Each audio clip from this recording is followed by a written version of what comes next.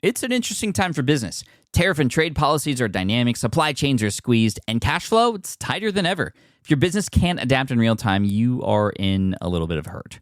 So how do you get full visibility and adapt in real time? Over 42,000 businesses trust NetSuite by Oracle, your AI-powered business management suite. It brings accounting, financial management, inventory, and HR all under one roof. NetSuite is the #1 cloud ERP for a reason. It's your single source of truth, giving you the data and control you need to move quickly. Real-time forecasting helps you move into the future with confidence, and with AI built in, you can automate the busy work and focus on strategy. NetSuite helps you see what's stuck, what it's costing you, and how to pivot fast. If I were running a business with a lot of moving parts, I'd use NetSuite for full control over everything. Tame the chaos with NetSuite. If your revenues are at least in the 7 figures, download the free ebook, Navigating Global Trade, 3 Insights for Leaders at netsuite.com/SPI. That's netsuite.com/SPI. The perfect product launch. It's the goal for every brand marketer. High heat, fast sellout, and fans posting recipes like trophies. What do Sydney Sweeney's soap drop, Taylor Swift's tickets, and your next launch have in common? Well, they're not bought, they're bragged about. Fanfare turns your drop into a moment. Fanfare cues real fans, blocks bots, and builds launch experiences worth screenshotting. Want hype without the heartbreak? Get Fanfare's 5-step hype drop playbook with our proven success formula and make your next launch unforgettable at fanfare.io/playbook. Again, fanfare.io/playbook. Essentially, all building an email list is, at its core ethos, is sharing a journey, sharing the story. The better you get at sharing a story and really helping people picture that story and sharing it in a way that could also help them in their lives, we feel that, why does anybody want to hear anything from me? What do I know? I'm just starting. But there's someone else who's like a couple steps below you who would find a lot of value in learning from you. Welcome to the Smart Passive Income Podcast, where it's all about working hard now so you can sit back and reap the benefits later. And now your host. He's not sure what he loves more, creating podcasts or listening to them. Pat Flynn. Running a business means legal questions are inevitable. Is this contract or agreement solid? What can I do if a client won't pay me? Am I set up properly for taxes? Well, rather than trying to navigate all this on your own or searching endlessly online, imagine having a law firm on your side without the high hourly rates. That's exactly what Legal Shield's small business plans offer. With Legal Shield, entrepreneurs get access to real legal support, contract reviews, collection letters, guidance on business formation, and even help handling IRS audits. Members can book consultations, upload documents through the app, and work with a provider law firm that understands small business laws in your state. You also get proactive help on tax and trademark questions so you can stay ahead of legal risks. And if a client delays payment, Legal Shield can send professional collection letters to help you recover what you're owed, all for a fraction of what traditional attorneys charge. Go to LegalShield.com/SPI or call 833-570-9980 to learn more and get big business legal support without a big business budget. That's LegalShield.com/SPI. Hiring shouldn't be a hassle or a drain on your budget. Upwork is your one-stop shop to find, hire, and pay top freelance talent, saving you time and keeping costs in check all in one place. Companies at every stage turn to Upwork to get things done and find more flexibility in the way that they staff key projects and initiatives by assessing a global marketplace filled with top talent in IT, web development, AI, design, administration support, marketing, and more. And I've personally used them myself and can vouch for them. Posting a job on Upwork is easy. With no cost to join, you can register, browse freelancer profiles, get help drafting a job post, or even book a consultation. From there, you connect with freelancers that get you and can easily hire them to take your business to the next level. Upwork makes the entire process easier, simpler, and more affordable with industry-low fees. Post a job today and hire tomorrow with Upwork. Visit Upwork.com right now and post your job for free. That is Upwork.com to post your job for free and connect with top talent ready to help your business grow. That's UPWORK.com, Upwork.com. Go there now. Hey, what's up? It's Pat here from the Smart Passive Income Podcast, session 543. And our special guest today, you're going to learn so much. You're going to get inspired, but you're also going to learn a lot of the tactical things, like, for example, a not-so-common tool that she uses to find the right people at the right time. She even talked about specifically something that happened just a few minutes before this episode started that got her to share a brand new company with her platform and her audience. and she didn't even know this company even existed a couple minutes before. So what did that person do? Well, you're going to hear and find out. You'll also hear about the start of things, right? If you're starting a podcast, especially, or anything where you have to put yourself out there, our guest today tells us a lot of her secrets to how to stand out, but also how to feel worthy, right? Because we often question ourselves. We often ask ourselves, well, why would anybody listen to me? Or why would anybody watch this video? Or why would anybody read our blog, right? And there's some very special things we can do right at the start of our journey that actually give us an advantage over others who have been in it for a while. And we're going to talk about all those strategies and more today with Espree Devora, who I'm so excited to chat with. In fact, if you don't know who she is, let me tell you about her a little bit. One fun fact about her is that her face was on the Clubhouse app. And Clubhouse is an app. It's like a social media tool, but it's audio-based, right? And her face was on the app. Like, they just cycle through a few faces. There's no words on the logo of the app. It's just different faces. Her face was one of them, and not many people can say that. That's a fun fact about her. And the reason that is because she is an authority on that platform. She does incredibly well at bringing communities together on that platform, but not just there. She is a podcast host and a podcast producer. She is a founder. Harper's Bazaar coined her podcast one of the top 10 to listen to, in fact. She has a couple podcasts, in fact. We Are LATech.com is one space to go. She is actually the founder of that, and she brings the tech community together in Los Angeles, which I think is really amazing. And she also has the Women in Tech podcast, which you should highly recommend. And she's just such an amazing woman, and I highly recommend you stick around and listen because we got so much to talk about today. But what I love most about Espree is just her energy, right? And she's not afraid to share her story. She's not afraid to be vulnerable because she knows it's going to help all of us. And so you'll hear that and more today. Here she is, Espree Devora. Espree, welcome to the Smart Passive Income Podcast. Woo, let's go. So excited to be here. Thank you, Pat. Pat, you're just such a legend in the community from way when I started. I think you were doing it before I started. When did you begin your show? In 2013. 13, yeah. So I was a couple years ahead of you, but we're both jamming on podcasts now. It's like, it's my favorite thing to do. I know it's yours as well. Mm-hmm. What do you love about it so much? Well, okay. So the honest answer is it's changed throughout, my journey, because right now I'm pretty burnt out on podcasting and I'm having to rediscover my love and my why. And I think that's an important thing to talk about, because just because I have a successful show and I've been doing it a while doesn't mean that everything is gravy. And so in the beginning, I was really driven by connection and about social mission, and just the art form of audio is really important to me. But lately, in the past, I'd say year and a half, 2 years, maybe, included going from being an in-studio podcast to the pandemic, your only option is remote podcasting. And my podcasts were never intended to be fully remote. So it's just a different experience, and I've been having to rediscover my why. But what keeps me going, just for social audio and podcasting in general, is I love connection. Like, I love knowing that I have access to one person and I get to share that access with so many people, so that my value doesn't stay, or like the value of the conversation doesn't stay just in the one conversation. Yeah, I mean, how many times do we wish, now that we are podcasters, we wish when we're in a room with somebody, we're like, oh, if only we could record this right now and share it, and, and because there's so much value in these little conversations we have. And that's one of the reasons I love podcasting. And we'll get into some tips and all those kinds of things, so make sure to stick around for that. But Espree, thank you for being honest about how you are feeling right now. Like, what is burnout for you right now? It takes a different life for everybody, but what does that mean for you right now? I think... So I had that really cool thing happened with one of the main social apps, and I got a lot of notoriety from that. And it really made me reflect. I remember at the time that that happened, my friend had just passed away, and I just needed to keep to myself. And there was this like draw where, in order to be healthy, I have to keep to myself, but yet I just got this cool opportunity. So I have to be online all the time. And I ended up choosing to just keep to myself to be healthy. And I look back on that a lot. And sometimes I feel like I regret that decision, but I'm like, how asinine is that I regret being healthy? Like that's a strange thing to regret, you know?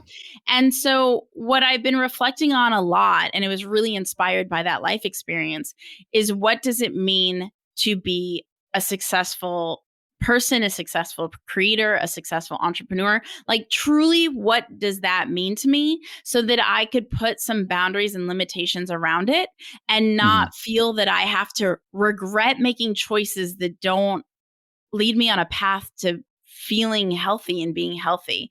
And so some of that stuff looks like, my most recent one is I took all social media apps off of my main phone, and that's been really interesting, but I'm still just as immersed into apps. They're just not controlling me. I'm utilizing them as a utility. And Right. so that's a recent one. Other things are just like, what does success mean to me? Success means that I live in a state of inner peace more often than I don't. Just real. I know when I was first building my first action sports company, where it's like my claim to fame, where I raised money and I wanted to be as big as Google. Like, Mhm. what at success at that point was IPOs and being on the cover of a magazine. Success now Right. is, do I feel joy when no one's looking? Mm.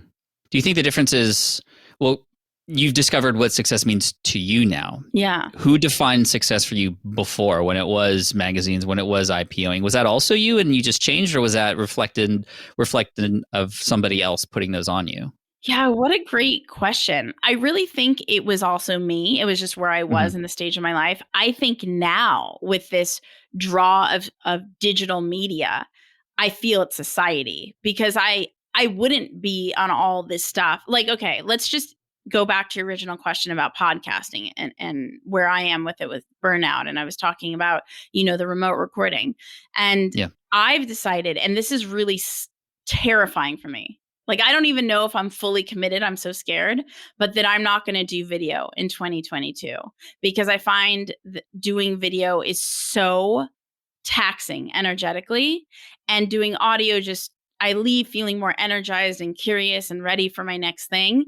And doing video, I Yeah. just feel like, okay, I have to get dressed and I have to like be staring at a screen and then all this stuff. I'm afraid. I'm afraid because, like, YouTube and content Mhm. and repurposing and all of these things, I'm afraid of I'm just afraid of missing out. I'm afraid of not having the memory. I'm afraid of a loss of opportunity. I'm afraid, just super afraid. I'm like, Espree, do you want to live in a scarcity mindset, or do you want to live in an abundance mindset? Like, let's get Mhm. real. What is best for you? And I'm just like, oh, just doing audio, just audio. That's how I started. That's what's best for me. So just do it. And I'm still, it's not 2022 yet. I just did my first pilot run. It was very scary to not do Nice. video. And yeah, Yeah. it sounds so silly, but I Well, it's so feel funny such a because you are demand. stopping video. I'm Yeah. starting video. Like, Yeah. I almost feel bad that I asked you to come on video now to record this No, to put no, on no. It's YouTube okay. once you said It's okay. that. It's a lot different. I produce like 24 episodes a month. So it's like 24 times I have to be on video a month. Yeah, it's a lot different than going on someone's show versus me doing my own. Yeah. Sure, sure. No, I appreciate that. But I think you're right. Like, we all go through different seasons, and we have to know and listen to ourselves. And I love how, like, oftentimes, this is often the case, we always circle back to where we started, Yeah. because it's, well, back to the fundamentals, or Right. back to why I got into this in the first place. Right. Right. Yeah. So these external factors, we have to really have a filter of sorts, Yeah. or else we'll be controlled by others, or else we'll do a lot more than we necessarily need to. So now that you've done this pilot episode, and where can people go to listen, by the way? Which podcasts are you Oh talking no, about? it's my own podcast. I was doing the Women in Tech podcast. Women in Tech. Okay. I Yeah. just did this pilot episode without pilot, meaning a trial Like a run trial. with no Yeah. video to see how I felt. And it was the first time in a really long time. But before the pandemic, I never did video. So Mm. So yeah, after recording without video, how did you feel? I felt more energized. It definitely felt better, but I was afraid of missing it. And I did turn on the video for, like, at the end for, I think it was like a few minutes, in order to create a Giphy later. Ah, right. So something that you can put on social later. Right. Yeah. I liked it a Gotcha. lot better, but I feel like, okay, so I got this message earlier today. So many people ask me, as they do, you probably way more to you than to me, but they asked me how to podcast questions. And one of the questions I got today Mhm. was like, what's more successful? Having a host, not having a co-host, or having a co-host, having multiple, which one is the most successful? That's the thing about life. There is no one path. Isn't like one Right. path is the most successful. It's like we have to create our own path. Everybody has a unique path. Tim Ferriss, Richard Branson, all these icons, they have their unique journey, their unique story. It can't be replicated. As much as we could read their books and all this stuff, like, we have our own path to follow. And so when this person asked me the question of which one, it's just this reminder that we always feel that there's like the right way to do things. And if we do it the right way, then everything's going to work out and we're going to make millions really fast and automate everything, and everything will be scalable and we'll be like set, and we could go have, drinks on a beach in some island, it's just, Sure. it's not reality for anybody. Like, there's just some people, one of my friends who's a business owner, his former company got acquired, but not for a lot. It was like a really bad deal, allegedly. The buyers wanted to pay him in crypto. He decided to go for it. That crypto turned into a lot of money. So what was considered to be a bad deal turned into really, like, there's just luck sometimes, like whether you get crypto or you get the real estate at the right time, or you choose the right company, or you meet the right investor in a bar. I mean, there's just so many stories. So I think it's really important that we create our own story of what success means to us. And for me, like in my own journey, like there's a lot of things that a lot of people desire that I don't. The things that are really important to me are traveling the world. Being a good daughter is really important to me. There's just like feeling stable in my home, meaning like my home's not going anywhere. There's just, being a really great friend. I'd love to provide for my family. Like, those types of things are really important to me. I don't desire some big house. I love my beat up car. Like, those things aren't success to me. So, but it's okay if someone else wants the Ferrari. There's nothing wrong with that, but it's defining like what is success to your individual journey, and then what is the path to get there. For sure. And it could be hard because you might not necessarily know where the path is going to lead you, but you do have to take those first steps somewhere, because there's a lot of people listening right now who want that success, and they have a vision of what success means to them. They have a vision board, and maybe it's Ferraris, maybe it's family. Yeah. Pick your favorite F word. Yeah. Maybe not. That's really funny. And and then it's like, okay, well, you got to take that first step. I love the idea of podcasting as a first step, to put yourself out there, to try to build an audience, to try to communicate with people in this way. But it can be very scary. How do you encourage people who are stepping into the world of getting behind the microphone to be the best version of themselves when they do that? I mean, the first thing, and I think you totally agree with this, is just show up. I think we're all so scared that we won't be perfect enough, so we don't show up at all. So the very first thing is just show up. I think the second thing is, once you're showing up consistently, you're like, oh my gosh, am I doing this right? Or am I doing it wrong? Oh my gosh, I'm failing. And then, there's the thing, pod fade, where you quit after like 7 episodes or something.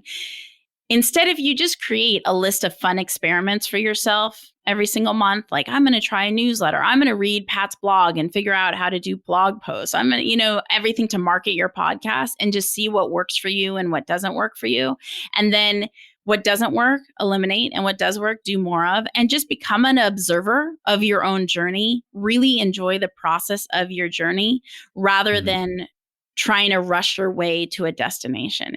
I know it's so cliche, but it's usually the journey that is the most exciting. I'm going to share one more thing. My friend Danny Miranda, who's this amazing podcast host, the Danny Miranda Show or podcast, I don't remember how it ends. He said something really interesting. He was being really supportive of me one day, and he was giving me advice on something. And I'm like, oh, this is amazing. I just know how big you're getting. And he's like, I'm like, how do you stay so committed to the journey? Like, why are you so energized by the journey in itself? Why don't you care about the destination? He doesn't care about verification marks. He doesn't care about being an overnight success. I'm like, how do you do that? He's like, because there's privileges in every step of the journey. If I was bigger than I am now, maybe I wouldn't have had the time to talk to you, to be a supportive friend. But right now, I have the privilege of time to be there for my friends. In a few years, I'll have a different set of privileges. So to every step of the way, embrace the luxuries that we currently have. Normally, we're looking so far into the future that we're not appreciating what we have right now. That's so true, especially for us entrepreneurs who, we have to think forward, but we often leave behind what we have now. And sometimes that is our health. Sometimes that is, our relationships because we're so looking ahead, or Mhm. sometimes that's celebrating the small wins that we just had in our business. Totally. We don't even do that because we're already like, okay, now we're here, let's go there. And it's like, and then you get to burnout. Yeah. I appreciate that. Now, a big struggle that a lot of new podcasters have is, well, it just seems so saturated now. How do we even get found? Where do we even begin to go? Like, why do I deserve people to listen to me when I'm just starting out, when there's so many other great people out there already to listen to? Yeah. How do you coach somebody through those mental blockages when starting out on this very vulnerable thing behind the microphone that we do? I mean, we all have mental blocks that don't just hold us back from podcasting. They hold us back from so many things. So normally it's not the thing. It's not podcasting. It's not creating a YouTube channel. It's not building a business. It's like ourselves. Like for me personally, right now, I'm really, really proactively working on my self-worth issues, right? So because of history that I won't get into here, and I have struggle with self-worth issues, that affects my negotiations. It affects like how I show up, how I have conversations. It affects so many things. So I'm like jumping in and like really looking at it and asking myself on a daily basis, like, what narratives am I telling myself today that simply are not true? And all day long, I'm like challenging those narratives because I'm trying to rewire my brain and how I see myself and how I present, and not necessarily how I present, it's more how I see myself and the scripts that I'm telling myself. So what I'd like to invite everybody to do is when you're thinking about like, am I good enough to have a podcast? Why will people listen to me? All those things are just psychological things to work through. The reality is PewDiePie, one of the biggest YouTubers in the world, was not first PewDiePie. I love PewDiePie. Me too. He's funny. He was not one of the first YouTubers. Alex Cooper, who just Call Her Daddy podcast that just got licensed to Spotify for $60 million, was not the first podcast. There's been a lot of people around a lot longer that have a lot bigger audiences, but for whatever reason, like those worked, those stuck. And there's so many other creators like that aren't the first, but they have something unique, or they create, I think, a really great rapport with their community. It's really about compounding those steps, doing those experiments, really honing in on your audience. I mean, you've done this your entire career, month after month, reevaluating your community and your audience, and forming that deeper relationship with them. And then they end up becoming your recommendation engine to everybody else. Since I started podcasting in 2013, I always said, I'd rather someone be mentally subscribed to my show than physically subscribed, because you'll change your phone, you'll delete apps, but if you're mentally subscribed, you'll always be thinking about my show. That's how I feel about the podcast To Live or Die in LA, hosted by Neil Strauss. I'm always wondering, oh my gosh, do they have another season out yet? Like, I just need to listen to the show. So how do we have our listeners mentally subscribe to us? Yeah. So many ways. Think about Tony Hsieh used to say this. He had a thing called ICE. I think it's something educate, entertain. I forget what the C was, but the idea is like, what do you want to leave people with? Like, how do you want them to feel after listening? What is the purpose of them listening to your show? Think about why you listen to specific shows. Are you listening to a show to get educated? Are you listening to a show to be entertained? Are you listening to a show to be informed? Are you listening to a show to escape? Why are you listening to those shows? And then think about, what can you create in that person's life? And so for the Women in Tech podcast, the whole idea, I mean, I shared with you like my own self-worth issues. Like the idea behind the Women in Tech podcast is, if she can do it, so can I. I wanted to create an example of possibilities so that all listeners can further believe in themselves. And that comes from a core pain of my own. And I just don't want anyone to experience my same pain. So I'm just like, okay, I'm going to share as many stories to show you the possibilities so that you could go out and say, I can do it too. We Are LA Tech is like, oh my gosh, I want to know what's going on in LA. I don't want to miss out. I need to tap in. It's a growing tech hub. And so, people tap into the We Are LA Tech podcast to be informed. So one of them is a belief in self. One of them is to be informed and to be plugged in. Like, what are you providing? And then how are you forming those intimate relationships with your community? I use a lot, the Twitter advanced search tool, and I will just search topics and hashtags and locations, and I will just have a crazy amount of conversations with strangers around the world. And this all leads back to like, people end up following me for years and years and years. Oh, I heard you talk in, 2007. I'm like, that's insane. Oh, I heard this episode, or, oh, someone told me to go to you. And it's all these little steps that I've done without even thinking about it throughout the entirety of my career. And then you cultivate this community over time. No one does it better than you, Pat. You're like the legend of it. No, I mean, there are people doing it way better, but I'm trying to do my best, and it's not just me, it's my team, and everybody on the team knows that the value doesn't come from just the content, it comes from the connection and the community. And that's actually what the C, I looked it up while you were talking. Was it connection? Tony Hsieh is inspire, connect, educate, and entertain. And that connection is something that's really key, but also a big struggle with podcasting. Because when it's a podcast, you don't have the YouTube comments, you don't have memberships or anything like that. You have to sort of build on top of that. How do you best recommend a person who's behind the mic, who's sharing their story, who wants to connect, to be able to connect? How do we actually mechanically do that with our audience? I mean, like I said, one of the ways I use is the Twitter advanced search tool. I know you have a circle group. I've had Facebook groups. The thing is, we have to do the best possible job at not getting caught up in the technology and really just being caught up in, are you accomplishing the thing rather than are you using the right tool? I like that. I think we get so caught up in the technology that we get distracted. We lose track of the results because we're so like, oh my gosh, let me create this Facebook group. It's like, no, it's not about Facebook group. It's like, is the thing working? Like evaluate after, like, this is hard for me as well. It's like, okay, there's a couple tools. There's like Circle and Luma. It's like, which one do I use? Circle, Luma, Circle.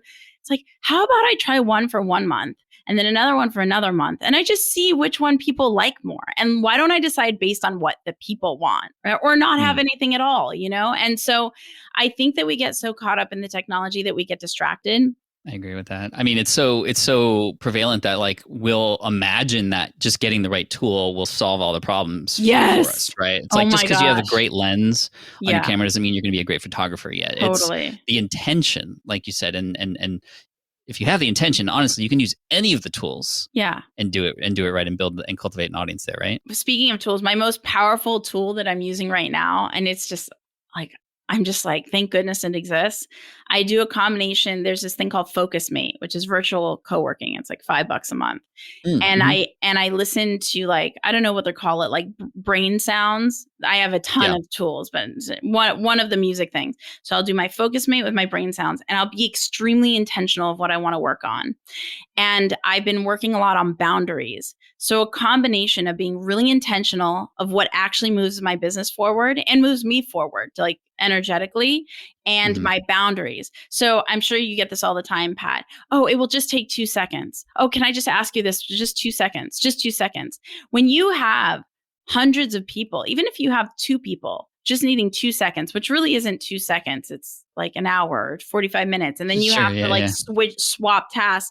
You end up not actually moving your business forward. So if you set time aside, like, okay, for me, I'm going to do 2 FocusMate sessions, have my brain music on, and I'm going to do Twitter advanced search, and I'm going to work on my community building. And then the second the 2 sessions are over, I'm done. And then I'm going to be very intentional about the next task that I'm doing. And I'm going to plant these seeds every single day consistently. And I'm going to track and observe how it's growing, what's working. For example, when I do tweets, for whatever reason, they really drive up my YouTube viewership. It's gnarly, right? But for someone else, maybe that wouldn't work. I don't know why it works for me, but that's what I'm assessing. I'm observing, okay, what about the tweet? If do I include a link in the tweet? Do I not? Do I have a photo? Do I not? And being really intentional with every single experiment, just doing little bits at a time, like all of a sudden, you're relinquishing control of the outcome and you're observing what the outcome is to further inform your decisions. And I think the painful part is when we want to control the outcome so bad. And then we're like, oh, I signed up for the group tool and now nobody's using it. How do I get people to use it? Like, that is just so draining and frustrating. How about maybe the tool just doesn't work? Or, okay, I've noticed, like, instead of saying, how do I get people to use it? Instead say, I've noticed I'm not getting a lot of listeners this month. I've noticed that people aren't engaging. I've noticed. What are some of the options I have that I could try out and see how those work, if any of them Mhm. work at all? And it just kind of becomes this like exciting journey of exploration rather than this, oh, Yeah, it's just like your friend, your podcasting friend that you just spoke about, yeah, who is all about, well, I'm here now. I can enjoy what I have and learn yeah, and move forward from here, as opposed to thinking all about the verification or the goal at the end. yeah. As Miley Cyrus says, it's all about the climb, right? It's all about the climb. So we all know that you can't just start a podcast and get listeners, right? Yeah, Even before being able to build a community, we still need to be found somehow. right. Is it if you build it, they will come? No, not for anything. Well, I mean, I love what Jason Fried does. Jason Fried has always been about like building up. I mean, you talk about this all the time, building up the email list. Like Yeah, yeah. it seems like whoever has the email list has the power, and you could start building an email list at any point. Essentially, all building an email list is at its core ethos is sharing a journey, sharing the story. The better you get at sharing a story and really helping people picture that story and sharing it in a way that could also help them in their lives. I have this book, Show Your Work by Austin Kleon, I think his name is. We feel that, oh, why does anybody want to hear anything from me? What do I know? I'm just starting. But there's someone else who's like a couple steps below you who would find a lot of value in learning from you. And so the earlier you could start sharing your story. I did this by accident because I was using sharing my story as a form of accountability just to get things done. And it turns out that in sharing my story, I built up like an audience, but I wasn't doing that. I learned now looking back, I'm like, oh, that's why that worked out. So today, after listening to this podcast, go share your story, whether it's on your Facebook profile or it's on Instagram stories. I mean, I pretty much use my Instagram stories as like journal entries, whether it's on Twitter, whatever platform you use, whether it's emails, maybe it's emailing 10 friends, whatever it may be, whatever distribution outlet you use to share your story, start sharing, because that 10 listeners that starts out will then become 20 and then so on and so on. And so don't try to like be Joe Rogan overnight. And everyone who's looking to try to be Joe Rogan at all, think about like, again, what is success to you? Like I was talking, I was talking earlier today about a post called 1,000 True Fans, that you really only need 1,000 true fans to have a profitable, successful business.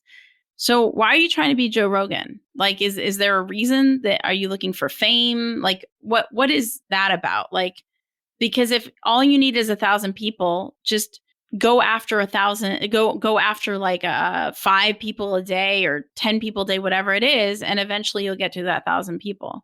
So that article was written in 2005 by a man named Kevin Kelly, Yeah. the senior editor of Wired magazine. I know this because this is the article that inspired my book, Superfans. Like literally, Oh, awesome. you called it out, and it's perfect because it's true. You don't need a bunch of people. If you have 1,000 true fans, like you said, and they are supporting you with $100 a year, this is what he talks about in his article. Yeah. $100 a year is not much for a super fan for your art, your creative, your work, your whatever it is you offer.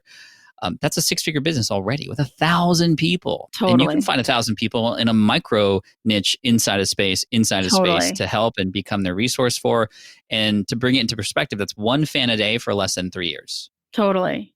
Right? Totally. So you could use your Twitter strategy to find somebody who needs help today. Yeah. You help them and they become a fan. Do the same thing again tomorrow, right? The Twitter advanced, I'm telling you, it's clutch. I think it's being slept on. There's a perfect example. I was in your office hours earlier today. And while I was in your office hours, there was a guy who tweeted me who has this repurposing company I told you about. But the founder sent me a video talking to, like, used my name, sent me a video in the DM. Now, I noticed that same company had messaged me months before. I didn't see it. I was so taken by like the founder creating me this personal video that then I clicked on the website and I checked it out. And then because it happened to be the same time that other people were asking about repurposing, I shared it. That's how that happens, right? Like that guy, do you think if that guy just sent me, check out my website, please demo me, can I just have 2 seconds of your time? No, like just no, you know? But like he took the time to send me a video a personal video, and I mean, that's how little I get that. Like I rarely get a personal video, that it ended up in multiple places because he took that one personal action. So think about how many people, it's not going to be everybody, but how many people that will also create that compounding effect for if you reach out to 5 people a day. Maybe 1 out of 5 will do that. Maybe every other day somebody will do something similar. And after a while, that just grows.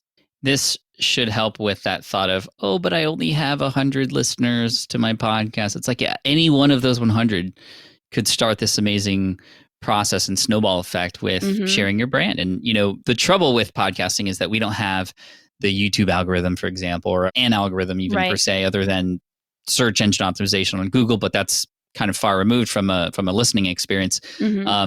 So we have to work on these relationships. And the cool thing is podcasting, better than YouTube, in my opinion, can get deeper into the psyche of who it is that you're listening to and building a relationship with them. I mean, you become friends with people you listen to, even though you've never spoken to them before. It's one of the coolest phenomenons. Totally. And remember, 100 people, think about 100 human beings in a room. Wouldn't you be stoked? Yeah. 100 humans, even if you had 20. Crammed in this office, but... but you know, it's like, I think people forget, they see the millions, and a lot of millions are bots half the time, you know, like just 100 human beings, like that you have their attention. What an honor, you know? Seriously. Yeah, that's so true. I mean, like imagine your podcast as a little like housewarming party or something with just a few people, but you can have an amazing experience with just a few people, and you can truly change lives, and you can tell great stories. You had mentioned story, that word, many times before, telling your story. What are some perhaps techniques that you've learned, or have you ever kind of dove into the art of telling the story, and what are some tips that you might have? Yeah, well, I was a journalist, and I also studied creative writing in school. So a lot of my training comes from having studied it, where I'm asking myself, am I describing this where someone could get a visual, or am I just saying it? Because typically you want to describe things. Like, I want to describe your red shirt. I want to say red shirt with the cool font. I don't just want to say he's wearing a shirt. So I think about different ways to make things a picture in someone's head. I also think about the intent of what I'm sharing. How will this be of service to others? And not just like gimmicky, like, I don't know, drink my shake, it will make you strong. Like truly, like, how will what I'm writing right now truly impact someone's life on a deep level? Like, if I share right now, I'm vulnerable enough to share like my self-worth journey. How can I share that in a powerful way online that doesn't make me a victim, but helps others? Because it's not about me on social. It's really about others. And I think that's the thing that confuses people, is a lot of people use social media to say, look at me, look at me, look at me. No, the people winning on social are the people who feel like, whoa, they stop in their tracks because you've really elevated their lives in some way. With Icy again, you either informed them, you connected them, you entertained them, or you educated them. Right. You want people to come and go, wow, you get me. Like somebody's finally paying attention to me. I mean, that's the cool thing about social. It's interesting because social was supposed to be this thing that brought us all together, but because we're all using it to be a broadcasting platform, we're all getting further apart from each other. But like you said, it's those who take a little bit of time to give a little bit of attention to somebody, just like the repurposing company that reached out to you and sent you a little video, which, by the way, is all built into natively all these different platforms already. Yeah. You just have to click a button. You can make such a huge impact in that way. You know what this guy said? It was smart. I was like, I should do that. He goes, I'm just taking a walk. It was so smart. He's like, I'm just taking a walk. I decided to take 15-minute walks every day. And on the 15-minute walks, I just want to connect with someone who's really inspired me. And he said my name and everything. So I knew it wasn't like, I can't stand those mass videos. It's like, look, it's the same thing as like a copy, you know? And right. I was like, what a smart idea. I mean, you need to walk, like you should be walking anyway because it's healthy. You just like do it while you're on a walk anyway, and just say a quick hello to someone. Totally makes someone's day. You want to hear something crazy? Yes. So I teach the strategy of using the DMs in this manner. And I remember speaking to a student about this, and they're like, ooh, okay, I'm going to look up the most common names. I'm going to create a video for all the Johns. I'm going to create a video for all the Amy's. Wow. And it's just like, you don't have to automate everything, right? Why do we want to do that so much, where it just starts to remove us from true, real connections that we can have with people? Yeah. Because this world, the way it functions now, I mean, we all know this. These apps are built to control our mind. Like we're the product. I saw the documentary. Yep. Yeah. So it like when I removed social from my phone, I had phantom things where I would go to my phone and try to refresh, or I would like look for the app to refresh, but there was no app on my phone. So it's really trippy, right? And that lasted 2 or 3 days. And then I was confused in the moments where I would go to social, like let's say I was switching tasks or something and there was no social to go to. I'm like, wait, now what do I do? Like, how do I spend this time? So like that's what's happening in our brain. So we feel, and then everybody online is saying, you need to do this, you need to do that, and demanding, and you feel like you're missing out. And it's this constant FOMO. There's just so much. Like we have to reclaim control over our own lives. And so I think the reason why we feel like we need to automate and scale and is because we're all trying to just keep up with something that's impossible to keep up with. I remind myself from time to time, I legit say this out loud. I'm like, Espree, you can't read the entire internet. It's okay. Yeah, we try to do that, right? Yeah. We totally try to read them. How many things have you bookmarked and put in reading lists to save for later or watch later on YouTube? Right. And then never go back to, right? Yeah. Because we have a new thing that we're interested in. Yeah. It's crazy. So before we finish up here, Espree, just first of all, thank you so much. Where can people go to listen to you elsewhere from here? Yeah. Honestly, I mean, I just want to say, I feel like everybody should just read your blog to educate that. I mean, your blog is the biggest resource. Nobody needs, I mean, you could go to me, find me, it's fine. But I think the stuff that you're creating has always been so valuable and sincere since the beginning. You've never been gross. Thank you. Thank you. That means a lot. Yeah. No. And so I think go to your blog to continue to educate yourself. You created a really reliable system so that people have an actionable resource to go to. And you've consistently done this since what, 2012-ish? 08. Oh, 2008. That's crazy. And it's been consistent. So it's the most, and Pat creates like all these action steps and blueprints. And I mean, like you are just not alone in Pat's communities, So yeah, I would say you could say hi to me, Google me, but like really go to you. That's the call to action. Espree, I appreciate you so much for that deflection. I will redeflect in the show notes for everybody just so they can find you.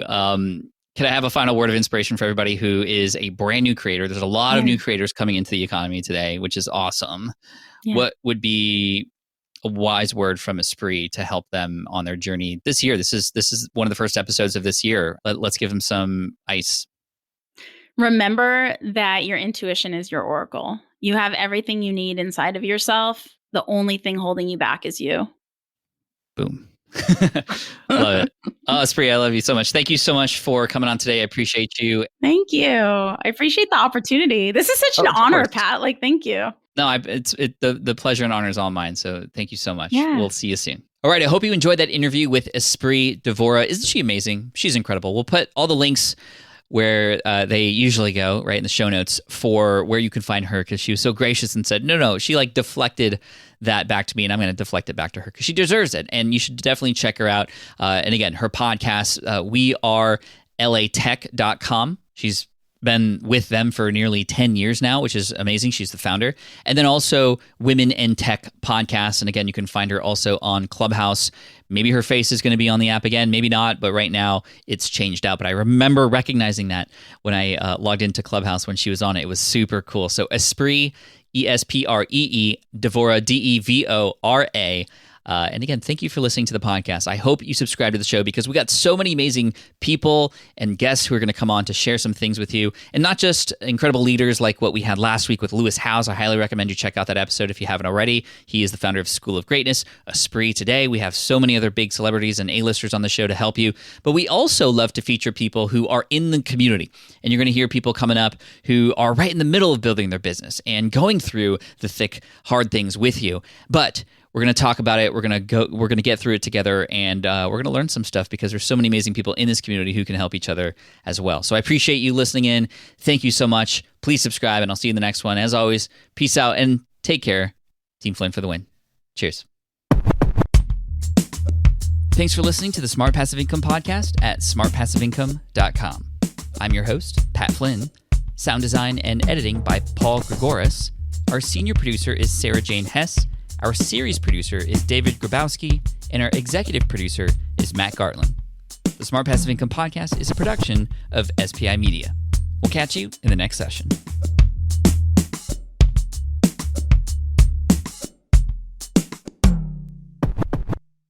Hey, fellow podcaster, does this sound like something you've experienced? Record your podcast episode on one platform, download the files, edit in another app, then fire up a different tool just to create these social clips.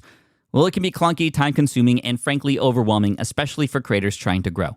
And that's why I'm excited to tell you about Riverside. Riverside is the all-in-one platform. Record, edit, and repurpose your podcast content all in one place. You just log in, record with your guests no matter where you are in the world, and just like that, studio-quality audio and high-resolution video. We use Riverside here at SPI as well now. With built-in AI, I can automatically clean up my audio, saving myself so much editing time, and it can even auto-generate clips to make promoting the show a breeze. And with Magic Clips, I can grab the best moments and repurpose them as short-form video, perfect for YouTube Shorts, TikTok, or Instagram, without re-recording a thing. So if you're tired of juggling tools and want a faster, simpler way to create and scale your content, it's time to try Riverside, built by creators for creators. Just go to smartpassiveincome.com/Riverside and use code SMART to get 1 month free on the Pro plan. That's smartpassiveincome.com/Riverside, promo code SMART. Have you dreamt about being your own boss, but still haven't made the first steps to making that dream a reality? Well, I get that. Starting a business can feel super overwhelming with legal forms, paperwork, finances. It's a lot. And that's why I'm excited to tell you about Taylor Brands. Taylor is a complete business builder designed to make launching your business simple and stress-free. You can register your LLC in just minutes, keeping your personal assets and the business assets separate from day one. From there, you get access to everything you need to get off the ground. Legal documents, licenses and permits, invoicing and bookkeeping tools, and even a 100-day business coaching program, all designed to help you hit the ground running. You'll also get a free, personalized business plan, branding tools, and so much more. And of course, listeners of this show get an exclusive 35% discount to get started. All you have to do is head to taylorbrands.com/SPI. That's TAILORBRANDS.com/SPI. Stop dreaming, start building with Taylor Brands.